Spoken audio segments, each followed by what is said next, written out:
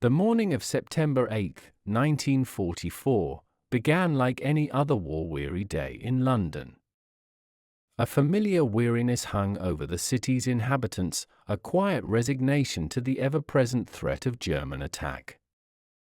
The drone of the V-1 flying bomb, the dreaded doodlebug, had become an unfortunately routine sound of warning. This day, however, was to introduce a new, far more terrifying chapter in the aerial assault on Great Britain. Around 6:43 a.m., a massive explosion ripped through a quiet residential area in Chiswick. There was no preliminary engine noise, no telltale sputter, and no siren to herald the devastation. The sheer absence of sound before the blast was the V-2 rocket's most terrifying psychological feature. It arrived faster than the speed of sound, meaning its destructive impact was the first and only sign of its approach. This first successful strike landed at Staveley Road, instantly killing 3 people and injuring 22 others. The explosion left a crater 30 feet wide, pulverizing the surrounding homes and scattering debris for hundreds of yards. Initial reports filtering back to Whitehall were confused, attributing the damage to a probable gas main explosion or an unusually large V-1. The truth, that a supersonic, ballistic missile had struck the heart of the capital, was almost too frightening to immediately contemplate. This weapon represented a paradigm shift in warfare, one that bypassed all existing air defenses with chilling ease. It was a stark realization that the vast English Channel was no longer a reliable shield against the technological ingenuity of the enemy. The new weapon introduced an element of unpredictability and existential threat that even the Blitz had not fully achieved. British intelligence had been tracking the V-2 project, formerly known as the A for rocket, for years, but its operational deployment still came as a profound shock. The technological leap from a propeller-driven aircraft to a liquid-fueled ballistic missile was a terrifying confirmation of German scientific progress. London had entered the age of missile warfare, and the generals knew immediately that the defense strategy for the entire country needed a radical and immediate overhaul. The challenge was unprecedented, requiring a solution that was not military in the conventional sense but technological and psychological in its scope. The moment the dust settled, the reality of the V-2's arrival settled heavily upon the command structure. It was a sign that the end of the war, while perhaps inevitable, would be paid for in a new kind of suffering.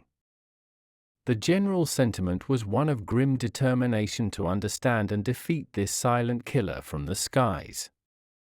The first V-2 strike was a moment of profound military and political realization for the British High Command. The lack of warning was the immediate, most pressing tactical problem, fundamentally altering the entire concept of air defense. General Sir Frederick Pyle, the Commander-in-Chief of Anti-Aircraft Command, was at the forefront of this new, terrifying challenge. His entire career had been dedicated to developing systems to track and shoot down aircraft, but the V-2 rendered his vast network of radar and guns utterly useless. The reports describing the Staveley Road crater and the nature of the blast provided an immediate, terrifying picture of the weapon's power. Unlike the V-1, which carried a conventional warhead, the V-2 struck with the added destructive force of its hypersonic kinetic energy. The damage profile was distinct and instantly signaled that this was not a variant of the doodlebug but something entirely new and far more potent. Pyle's initial report to the War Cabinet, though officially shrouded in ambiguity for public morale, conveyed the gravity of the situation with direct, military precision. He is recorded as privately stating that they had entered a new phase of war, one where the defense had literally no time to react. The challenge was not to intercept the rocket, which was impossible with contemporary technology, but to determine where it was being launched from and to bomb the sites into oblivion. This strategic shift from interception to counter-battery fire became the immediate focus of the combined command staff. The generals quickly realized that the weapon was not only a physical threat but a potent tool of psychological warfare. The utter silence before the explosion was designed to maximize fear and shatter the public's hard-won resilience. The military response, therefore, had to be twofold: a physical campaign against the launch sites and a coordinated campaign of counter-propaganda to mask the true extent of the terror. General Pyle and his staff had to devise methods of detection purely for the sake of tracking, not shooting down, the incoming missiles. They began to employ a network of sound-ranging posts and pressure sensors to try and pinpoint the trajectory after the fact. This data was crucial for the Bomber Command to hit back at the mobile launch units scattered across the occupied Netherlands.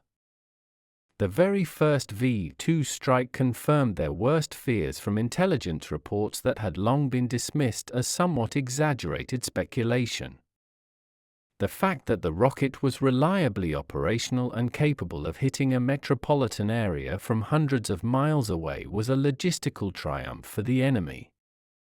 This new reality placed an immense, sudden burden on the shoulders of the generals responsible for defending the British population.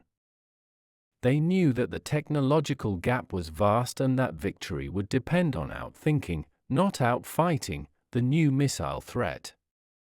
The silent explosions of the V-2 were a brutal awakening to the future of warfare, demanding an immediate and comprehensive recalibration of Britain's defensive strategy. The official confirmation of the V-2's arrival triggered an immediate and high-level conference among the British military elite. The meeting was not one of panic but of grim, focused assessment, held in the secure, bomb-proof confines of a command centre. Present were key figures like General Sir Alan Brooke, the Chief of the Imperial General Staff, and representatives from the Air Ministry and the intelligence sector. Brooke, a man known for his unflappable demeanour and strategic mind, presided over the gathering with a sense of immense gravity. The initial confusion surrounding the blast was quickly stripped away by the detailed analysis provided by bomb disposal experts and scientists. The generals were presented with fragments of the rocket and data on the impact's sheer force, which left no doubt about the weapon's sophistication. One general is famously quoted as having succinctly remarked, "The enemy has learned to play darts on a grand scale, acknowledging the pinpoint accuracy from great distance." Their primary concern was not simply the destructive power but the realization that this was a strategic weapon designed to break the nation's will. The V-2 was not simply a bigger bomb, it was a symbol of Germany's capacity to continue innovation despite facing defeat on all fronts. General Brooke emphasized the need for absolute secrecy regarding the weapon's true nature to prevent widespread public alarm and potential panic. The military command decided to attribute the V-2 explosions publicly to continued V-1 attacks or even to faulty gas mains, a deliberate policy of deception to maintain morale. The discussion swiftly moved to the source of the attacks, focusing heavily on intelligence gathered by the Crossbow A Committee. This inter-service body had been tracking German long-range weapon development since 1943, confirming their importance now more than ever. The most critical statement to emerge from the gathering was the unified call to action targeting the V-2's operating forces and supply lines. The generals understood that since interception was impossible, the only viable military response was overwhelming counter-pressure on the launch sites. They prioritized the use of heavy bombers to systematically hunt and destroy the highly mobile launching equipment hidden in the forests and fields of occupied Europe. The collective mood in the room was a blend of professional alarm at the technological leap and steely determination to neutralize this invisible enemy. The V-2 was seen as Hitler's final, desperate gamble, and the generals were resolved to ensure that this technological terror would not succeed in altering the course of the war. Their focus was entirely shifted to a massive, coordinated intelligence and bombing campaign aimed at choking off the German supply of the revolutionary new rockets. The immediate aftermath of the Staveley Road impact was a maelstrom of localized chaos and centralized confusion within the command structure. Civil defense officials and local police were the first on the scene, reporting an explosion unlike any they had witnessed during the extensive bombing of London. Witnesses consistently reported a silence that defied the usual auditory experience of an aerial bomb or even the motor cutout of a V-1 flying bomb. The resulting crater was disproportionately large for the standard V-1 warhead, prompting immediate speculation among the frontline responders. Initial field reports sent up the chain of command were deliberately vague, a precautionary measure against the possibility of German counterintelligence feeding false information.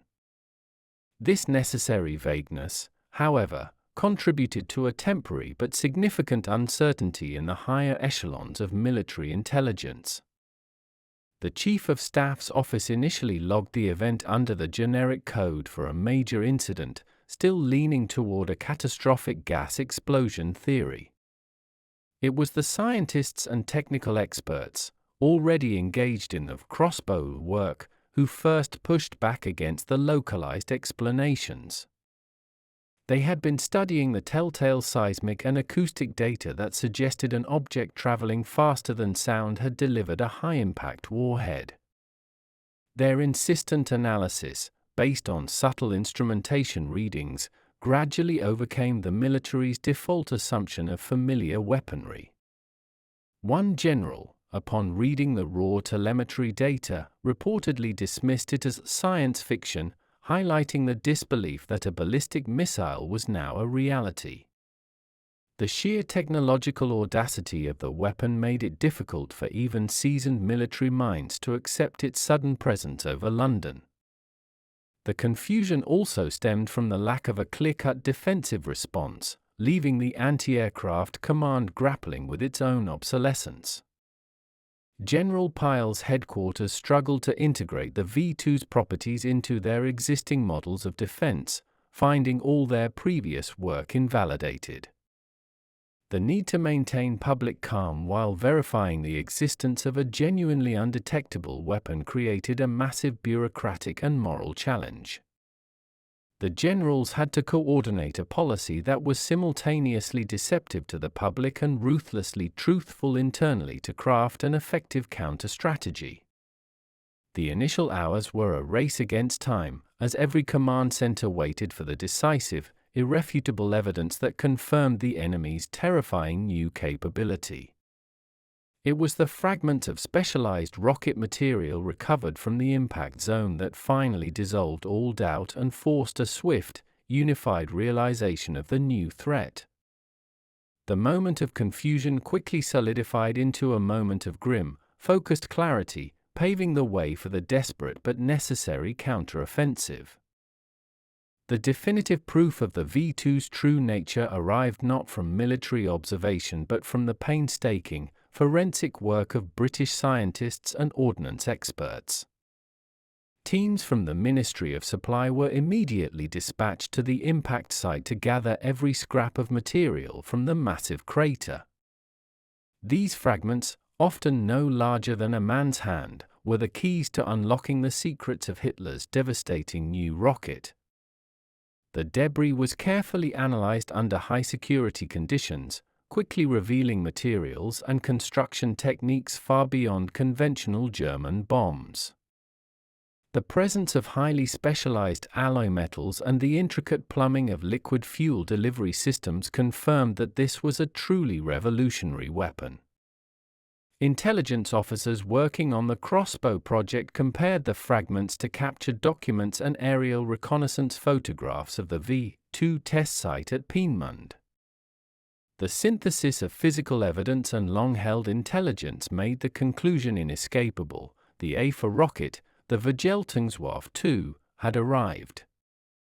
The generals were presented with a sobering briefing detailing the missile's capability, a 1-ton warhead delivered from hundreds of miles away at hypersonic speed.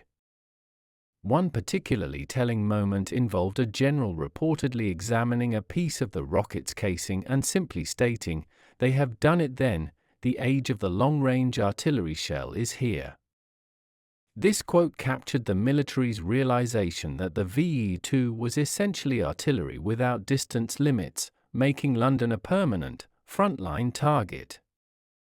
The generals knew this was a weapon of mass intimidation, capable of striking anywhere without warning, turning every civilian street into a potential battlefield.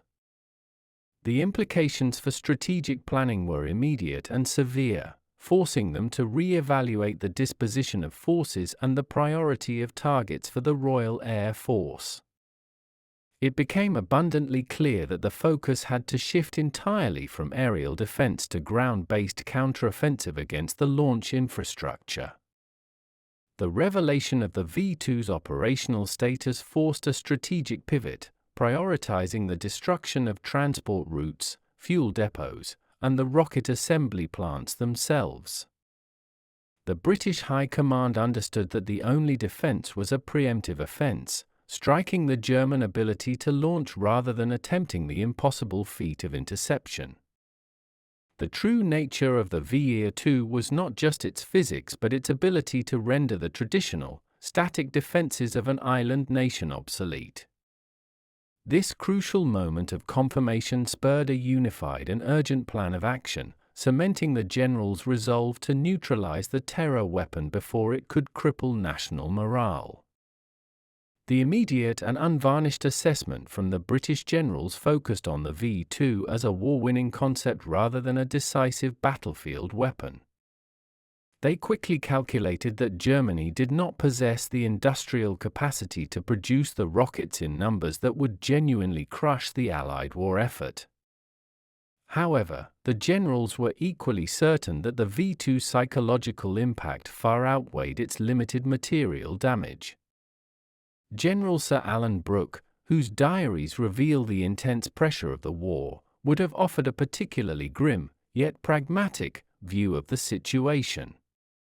His assessment would have centered on the rocket's ability to create chaos behind the lines, disrupting logistics and straining the civilian administration. The quote, "We must not let this terror paralyze our advance," encapsulates the necessary, defiant mood among the general staff. They understood that the enemy's intention was to divert vast Allied resources, bombers, intelligence, manpower, away from the rapidly advancing armies in France and Belgium. Brooke's command was to ensure that the search for a countermeasure did not become a strategic distraction from the primary objective of winning the war on the continent. He would have emphasized the need for a targeted, surgical response, avoiding a massive, inefficient commitment of resources to an unproven defense. The generals were particularly concerned about the morale of the workers in the crucial war industries clustered in the London area. An uncontrolled fear of the silent rocket could lead to absenteeism and a slump in production at a critical juncture of the war. The assessment noted that the V-2 was a weapon of pure retaliation and spite, designed to inflict maximum terror on a population that had endured so much already. This understanding framed their operational decisions, turning the counter-V-2 campaign into a defense of the nation's spirit as much as its cities. The military leaders were forced to confront the moral dilemma of the secrecy required to maintain public calm, knowing they were concealing a profound danger. Their grim assessment concluded that the only true defense lay in total victory, which would eliminate the launch sites at their source. Every general in the room would have agreed that this was the most challenging home defense problem of the entire war due to the sheer impossibility of interception. The grim, unifying conclusion was that the V-2 was a deadly precursor to the future of warfare, and Britain had to endure its terror while accelerating the ground campaign. The burden of knowing a silent, invisible death was falling on their capital city while maintaining an outward facade of calm resilience was immense for these military leaders. The inherent silence of the V-2 was the primary tactical hurdle that demanded an entirely new form of counter-strategy. Since the missile traveled faster than sound, traditional listening posts and air raid sirens were completely redundant as warning systems. The British military machine, renowned for its pragmatic adaptability, swiftly moved to a strategy centered on tracking and offensive suppression. This counter-strategy was dubbed Operation Big Ben, a name chosen to subtly mask the true nature of the rocket attacks from public and enemy knowledge. The generals prioritized the deployment of a new, experimental system called flash spotting and sound ranging. This system involved a widespread network of acoustic sensors designed to triangulate the source of the V-2 supersonic boom and the impact blast. The goal was not defense but to immediately gather trajectory data to pinpoint the highly mobile launch sites scattered in the occupied Low Countries. General Pyle's anti-aircraft command was repurposed to manage this massive data collection effort, turning air defense personnel into rocket trackers. The generals recognized that every hour of delay in response meant more rockets could be fired, and the intelligence gathered had to be near instantaneous. This rapid intelligence was then fed directly to Bomber Command and the Allied Expeditionary Force to orchestrate massive bombing raids on the launch areas. One general's directive at the time was succinct and clear: the only anti-V-2 measure is to bomb the enemy's ability to fire them. The strategy of silence also included a sophisticated counter-deception operation to mislead German intelligence about the true targets of their rockets. By publicly reporting V-2 impacts in eastern London when they had actually landed in the west, the British hoped to subtly influence the German targeting coordinates. The generals were, in effect, gambling with the lives of their own citizens to save the population centers with a deliberate, high-stakes misdirection. The entire campaign was a delicate balance between aggressive offensive action and careful psychological management of the home front. The strategy was a testament to the military's ability to pivot from traditional defenses to a modern, intelligence-driven campaign against a revolutionary weapon. It was a silent, grueling battle fought not in the skies but in the control rooms and map rooms of Whitehall and Allied headquarters. The arrival of the V-2 was instantly communicated to Prime Minister Winston Churchill, who took a direct and commanding interest in the military response. Churchill's leadership was crucial in setting the tone for the generals, one of unwavering defiance coupled with pragmatic, aggressive action. He issued a series of secret orders that governed both the military's offensive strategy and the necessary public deception. One of his most critical directives was the order for absolute media silence regarding the true nature of the weapon. The press was strictly forbidden from publishing any mention of a rocket that struck without warning, maintaining the official story of the flying bomb. This secret order was essential to prevent a complete collapse of public morale, which had been so resiliently built up over years of bombing. Churchill explicitly instructed the generals to prioritize the immediate and total eradication of the V-2 launch capability over all other home defense considerations. He is famously quoted as stressing, "Every rocket we stop on the ground is 1,000 times more valuable than one we try to stop in the air." This directive empowered the generals to commit significant bomber resources to the dangerous, often inaccurate, task of hunting mobile V-2 batteries. The Prime Minister also authorized the highly controversial, secretive policy of deliberately misreporting impact sites to confuse German targeting. This calculated risk, approved at the highest level, demonstrated the extreme measures the leadership was willing to take to protect the capital. Churchill's command ensured that the V-2 counter-campaign remained a high priority, inter-service effort managed from the top.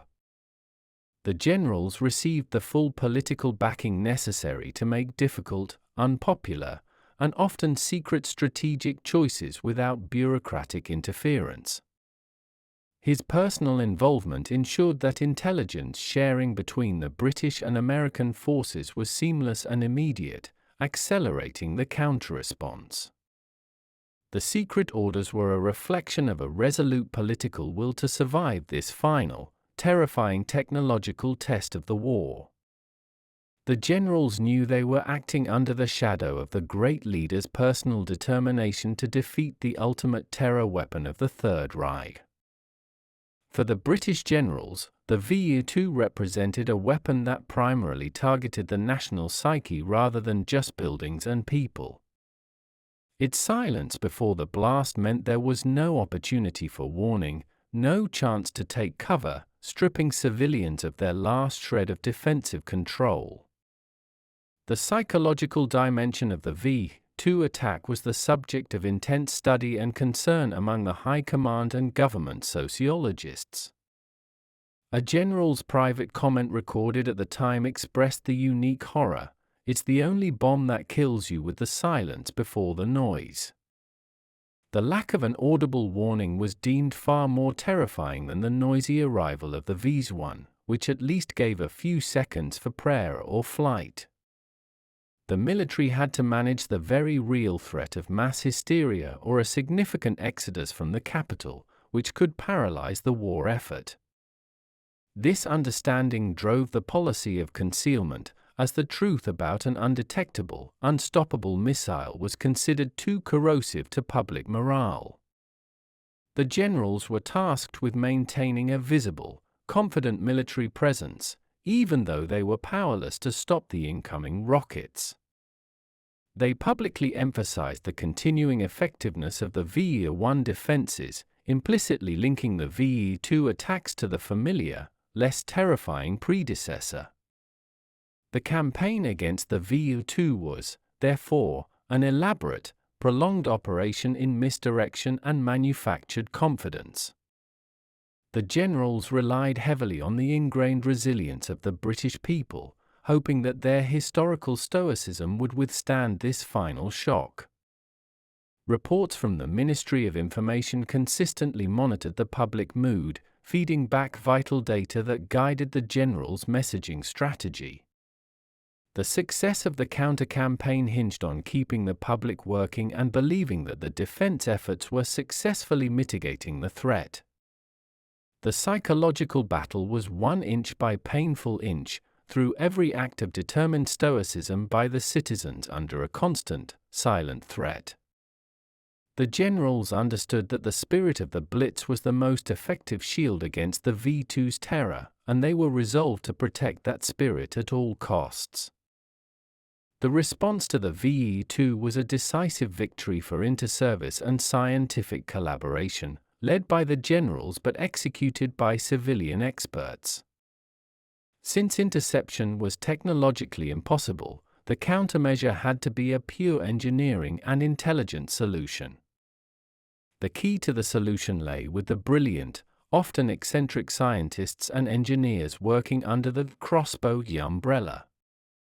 The general's role was to remove bureaucratic obstacles and provide the necessary resources and military priorities to these technical teams. One crucial innovation was the refinement of the flash spotting equipment, which used sensitive microphones and chronometers to triangulate the point of impact and launch. The data provided by these systems, though after the fact, was crucial for feeding the coordinates back to the Allied bombers. This process was an engineering feat in its own right, requiring rapid communication and calculation across multiple command centers. The generals ensured that the process became a streamlined, high-priority operational loop: impact, triangulation, intelligence, and bombing response. Another critical countermeasure was the effort to map and destroy the complex German supply chain necessary to fuel and transport the massive rockets. This required meticulous photographic reconnaissance and the development of new intelligence techniques to spot the mobile launch trailers and fueling tankers. The generals committed their best photo interpreters to this task, recognizing that the battle was now being fought with magnifying glasses and aerial photographs. The engineering of the countermeasure was a testament to the integrated nature of modern warfare, where technology became the ultimate defensive weapon. The military leaders had the humility to step back and allow the scientists to design the operational response, a rare and effective collaboration. They all understood that the V-2 was an engineering problem with military implications, not a conventional military threat. The result was a focused, relentless bombing campaign that was systematically destroying the German capacity to launch their terror weapon. The statements and conduct of the British generals during the V-2 campaign were characterized by an unwavering, public front of defiance. They operated on the principle that to show any sign of panic or fear would be to hand a major victory to the German High Command. Their internal grimness was externally masked by a professional and steady commitment to the ongoing war effort, which was nearing its climax. General Sir Alan Brooke's conduct was a model of this required stoicism, ensuring that the V-2 did not derail the overall strategic planning for the Western Front. The generals consciously relied on the deep well of British resilience, knowing the civilian population had already withstood the worst of the Blitz. They continually issued orders that emphasized continuity and confidence, ensuring that the apparatus of government and war production remained fully operational. One general is attributed with the resolute statement, "The rockets fall, but the will of the people does not."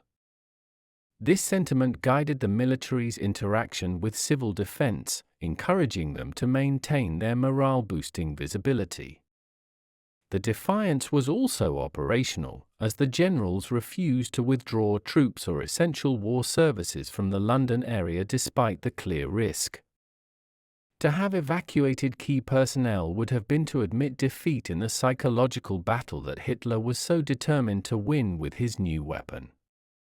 The strategic decision to deliberately misreport the impacts was perhaps the most controversial expression of this defiance.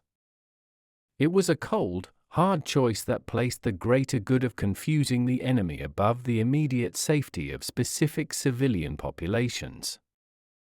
The generals were fighting a total war, and their defiance was expressed through ruthless operational effectiveness and commitment to ultimate victory. They demonstrated a leadership that was both technologically astute and deeply aware of the moral and psychological pressures on the nation.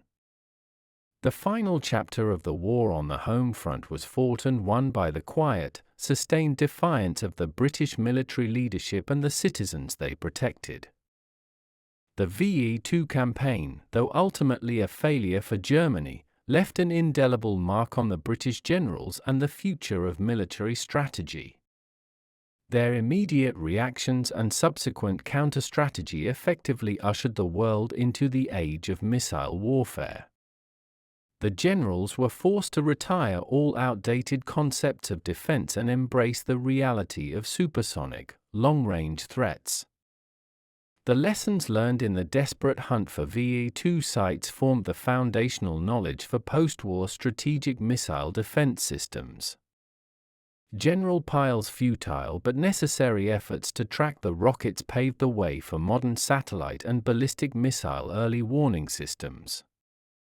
The entire crossbow campaign demonstrated the crucial importance of preemptive intelligence and offensive suppression in the face of an undefendable weapon. One lasting quote often attributed to a senior general reflects the shift in perspective: "We closed the door on the bomber age and opened the door on the rocket age with a single, massive explosion." The V-2 proved that geographical barriers were obsolete and that national security would forever after depend on technological superiority and rapid, integrated intelligence.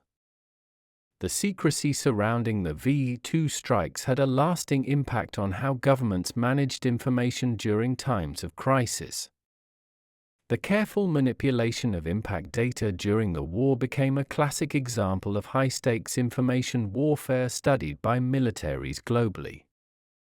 For the generals who endured the silent strikes on their capital, the V-2 was the final, terrifying reminder of the limitless potential of military technology. Their success was not in destroying the rockets but in preventing the psychological terror from crippling the war effort. The legacy of the V-2 forced a complete re-evaluation of military budgets, prioritizing research and development into rocketry and propulsion.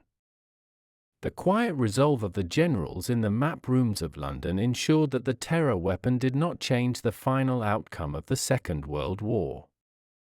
Their actions in that crisis continue to inform modern military thought on deterrence, defense, and the management of strategic terror.